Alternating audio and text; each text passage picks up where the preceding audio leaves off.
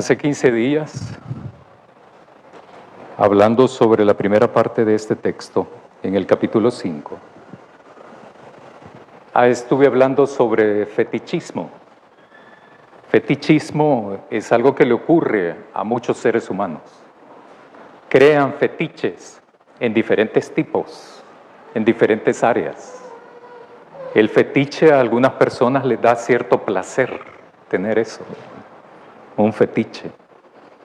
Pero también, porque les ha provocado placer, también genera dependencia a esas personas que tienen fetiches. Yo decía que fetichismo aplicado en el área del cristianismo, entonces se llama idolatría. La idolatría es toda aquella práctica que le da poderes especiales, poderes sobrenaturales o poderes especiales a determinadas cosas, a determinados objetos y a determinadas personas. Cuando ustedes oyen hablar de que ahí, por tal colonia o en tal iglesia, hay una persona que sana, es producto de eso. La gente que es idolátrica dentro de las iglesias cristianas piensan, pero también creen que hay cosas, que hay objetos y que hay personas que tienen poderes sobrenaturales. Hay ciertas personas dentro de las iglesias que creen que determinados objetos van a repeler malos espíritus. Si uno carga con esas cosas, no van a ser invadidos, influenciados por ningún demonio o espíritus malignos. Porque creen que cargar con esos objetos, que cargar con esas cosas, sirve para entonces repeler cualquier tipo de mal, cualquier tipo de maleficio, etcétera, etcétera. Eso es idolatría.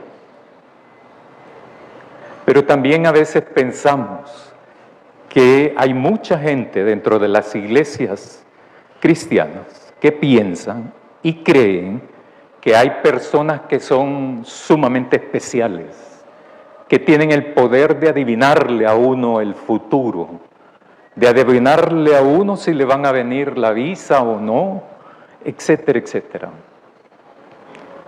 Que hay personas que con solo poner la mano los va a sanar. Eso es idolatría. O sea, una práctica idolátrica. La idolatría me desvía de Dios. Practicar la idolatría nos encausa en un camino que nunca me va a llevar al reino de Dios.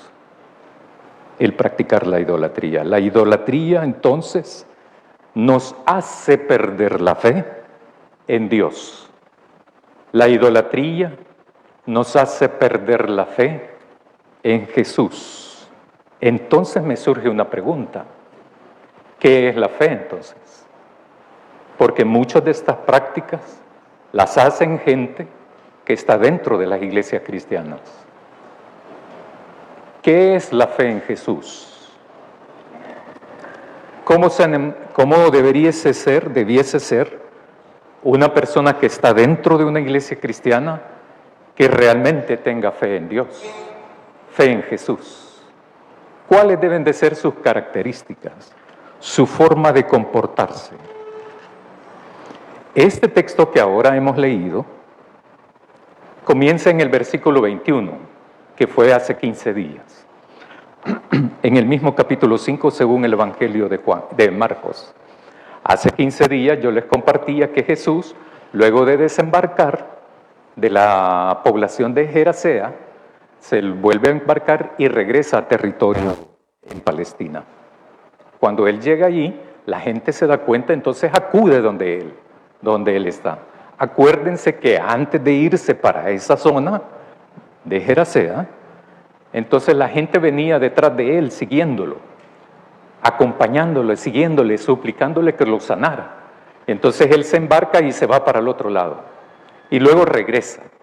Cuando regresa, entonces la gente se da cuenta, la misma gente necesitada de Dios, necesitada de salud, va y acude otra vez entonces a él. Solo que ahora nos dice Marcos nos dice ahora de que hay un hombre que no es cualquier hombre, es un jefe, es un principal de la sinagoga.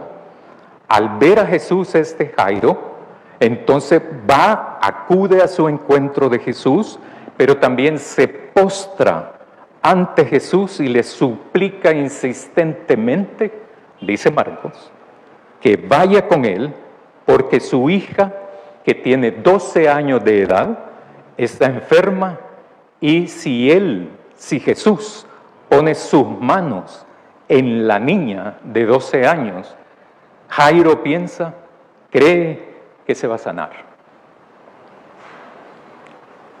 Jesús se va con Jairo y lo acompaña a la casa de Jairo, aún siendo principal de la sinagoga. Eso nos dice algo, o nos debería de decir algo. En ese trayecto va junto con la multitud, cuando Marcos entonces introduce el tema de la mujer que tiene 12 años de padecer una hemorragia y que ha estado gastando dinero 12 años para curarse, pero no se cura. Eso le ha permitido a la mujer estar en una peor condición, porque sigue teniendo la hemorragia, pero ahora es pobre. Ya no tiene recursos como para poder ir a buscar salud por otra parte. Esta mujer escucha de Jesús, dice Marcos. Esta mujer se entera de la existencia de Jesús y entonces toma la decisión y va a su encuentro, al encuentro de Jesús, solo que de manera clandestina o de manera encubierta o a escondidas, para que nadie la descubra. Piensa la mujer, dice Marcos, con solo tocar su manto quedaré sana. Eso es lo que piensa la mujer. Y eso es suficiente para ella como para entonces decidir ir al encuentro de Jesús. Solo que de escondidas, de que Él no lo sepa. Con solo tocar su manto quedaré sana. Ahí está la clave del texto para mí, o por lo menos de esta reflexión. Jairo dice, pon las manos en mi hija y quedará sana. Esa es la clave ahí, de este texto para mí. Ni esta mujer, ni Jairo han andado con Jesús previamente. Ni Jairo ni la mujer han andado con Jesús evidenciando lo que es capaz de hacer Jesús. Pero han oído hablar de Él y toman la decisión de dejar su posición y van al encuentro de Jesús, a pesar de los riesgos que tiene eso, a pesar de la crítica que tiene eso. Jairo es un principal de la sinagoga, un jefe de la religión judía de la sinagoga. No es cualquiera. La mujer tampoco es cualquiera. Es una mujer con flujo de sangre, con hemorragia, durante 12 años. Y nadie la ha podido curar. Al darse cuenta quién es Jesús, toma la decisión y va al encuentro. No espera que le llegue Jesús. No siempre hay que esperar de que Dios nos busque. En esto del Evangelio no siempre hay reglas, no siempre hay normas. Entonces, la mujer piensa, con solo tocar el manto quedaré sana. Y Jairo dice, pon las manos en mi hija y se sanará. Me pregunto, y les pregunto también a ustedes, ¿y entonces qué es la fe? En el versículo 34 dice, porque Jesús le dice a esta mujer, hija, tu fe te ha sanado, vete en paz. Pero ella no sabe quién es Jesús, ha escuchado hablar de él y toma la decisión, entonces voy a ir, y va al encuentro. Luego de eso, del versículo 34, Jesús entonces continúa yendo a la casa de Jairo. Cuando entonces les avisan de que la hija de Jairo ha muerto, Jesús no les hace caso, no les hace caso, y continúa su viaje, solo que le dice a Jairo, no temas, basta que tengas fe. Y tal parece que Jairo la tuvo, porque continuaron la caminata hacia la casa de Jairo. Tal parece que para entender a Jesús, para comprender el reino de Dios, es imprescindible tener fe. No se podría entender a Jesús sin fe. No es posible entender el reino de Dios sin fe. No es posible salvarnos sin fe. Por lo tanto, es imprescindible tener fe. Saber que tengo fe. Porque esa es nuestra tarea. Jesús, Dios nos ofrece la salvación a través del sacrificio de Jesús. Pero si no conozco a Jesús, ¿tendré fe? Tal parece que esto de tener fe en Jesús, que esto de tener fe en Dios, tiene sus particularidades. Porque uno puede tener fe, pero uno puede pensar, suponer, imaginarse que por haber nacido en el Evangelio tiene fe. Porque uno puede llegar a pensar de que entonces uno puede heredar la fe. Pero uno no puede tener fe por herencia, ni por contagio, ni por ósmosis, ni por andar con Jesús tampoco se pudo haber tenido fe. En el capítulo 4, y sí quiero que lo busquen por favor, en el Evangelio según Marcos, capítulo 4, versículo 40, que trata sobre aquella tempestad, donde los discípulos en la barca les da temor, miedo, etcétera, etcétera, que ustedes conocen muy bien. Pero el versículo 40 dice, Jesús entonces lo despiertan y le dicen, ¿y que acaso no te preocupa porque vamos a morir? Y entonces Jesús se despierta, se levanta y les dice, ¿y por qué tienen miedo? ¿Acaso aún no tienen fe? Fuerte, ¿verdad? Es imprescindible tener fe. Los discípulos de Jesús han andado con Él, han convivido con Él, han comido, sufrido, experimentado, ser testigo de lo que Jesús es, pero ¿acaso entonces no tienen fe todavía? ¿O cómo es posible de que un pueblo esclavizado en el libro de Éxodo, que nos relata eso, que han estado esclavizados por 400 años en Egipto por los egipcios, Dios los ha liberado, los ha acompañado hasta proponerles una tierra donde fluye leche y miel y donde ellos debiesen de convertirse en pueblo de Dios? donde Él, Dios, va a ser su Dios y esta gente, el pueblo, va a ser su pueblo. Decidan en el capítulo 8, nos testifica en el primer libro de Samuel, que ya no lo quieren de rey.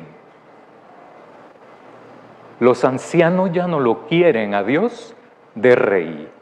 ¿Cómo es posible eso? ¿En quién tienen fe la gente? Queremos un rey, así como hacen las demás naciones, le dicen a Samuel. El andar con Jesús no aseguraba tener fe en Jesús. Beber del vaso, de la copa o lo que sea, comer del mismo plato de Jesús, no me garantiza tener fe en Él. Esta mujer y Jairo no andaban con Él. Y a ambos Jesús les reconoce fe. Pero a sus discípulos les dice, ¿y por qué tienen miedo? Unas versiones traducen eso de otra manera, más fuerte todavía. ¿Acaso no tienen fe? ¿Acaso aún ustedes no tienen fe? Los discípulos andaban con Él. Entonces, ¿qué es la fe? Y hay un texto, ¿verdad?, en el Nuevo Testamento, en Hebreos. ¿Pero y qué es eso? La certeza, la convicción. ¿Pero y de qué? Los discípulos de Jesús andaban con Él. Estar en la iglesia no me garantiza tener fe.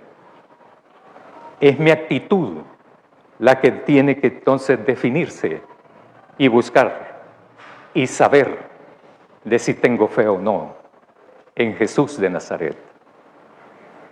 Este texto que Dios nos libera, Jesús nos libera de eso.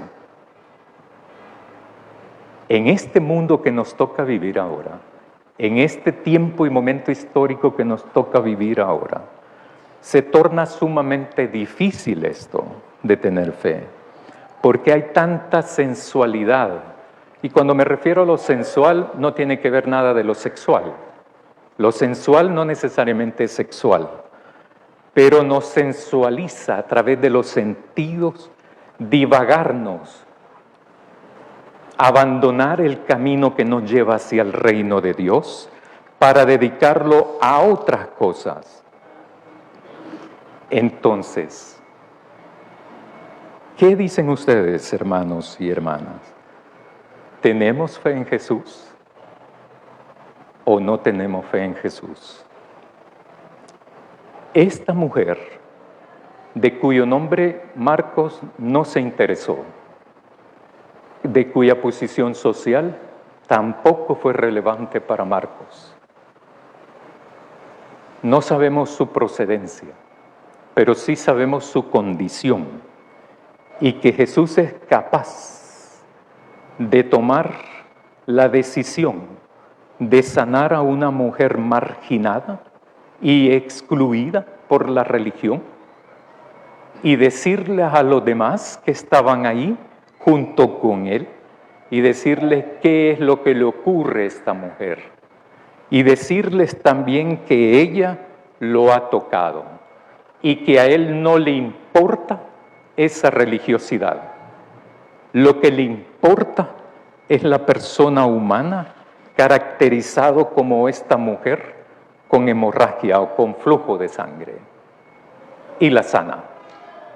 Tampoco le interesa responder a las críticas de su propia gente, de que va a ir a acompañar a uno de los principales de la religión judía para ayudarle, para solidarizarse con él, a pesar de que son los más crueles perseguidores de Jesús.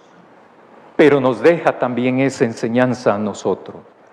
Lo fundamental que quiero decirles es que en las expresiones puntuales de la mujer con solo tocar su manto quedaré sana. O Jairo, pon las manos en mi hija y quedaré sana. ¿Qué vieron ellos? ¿Qué entendieron ellos que nos serviría a nosotros ahora?